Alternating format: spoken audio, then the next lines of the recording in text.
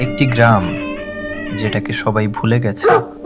রাত নামলেই এখানে নেমে আসে এক অদ্ভুত নীরবতা। না কোনো মানুষের শব্দ, না কোনো জীবনের চিহ্ন। এই অন্ধকার গ্রামের দিকে একা হেঁটে আসছে একজন পথিক। সে জানে না এই পথটা তাকে কোথায় নিয়ে যাবে, কিন্তু তার মনে অজানা এক ভয় কাজ করছে। হঠাৎ সে থেমে যায়।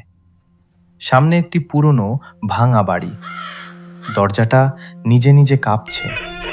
ভেতরে ঢুকতেই বাতাস হঠাৎ থেমে যায়। চেয়ার নিজে নিজে নড়ে ওঠে, আর অন্ধকারের কোণে জ্বলছে কিছু চোখ। হঠাৎ তার পেছনে কেউ দাঁড়িয়ে আছে। লম্বা চুল, মুখ ঢেকে আছে। সে দৌড়াতে চায়, কিন্তু দরজা বন্ধ। জানলাগুলো কাঁপছে। ঘরটা যেন জীবন্ত হয়ে উঠেছে। হঠাৎ সে মুখোমুখি হয় সেই অশরীরীর। ফ্যাকাশে মুখ, ফেটে যাওয়া ত্বক, আর চোখ দুটো জ্বলছে আগুনের মতো। এরপর সবকিছু অন্ধকার। এই গ্রামের রহস্য আজও অজানা।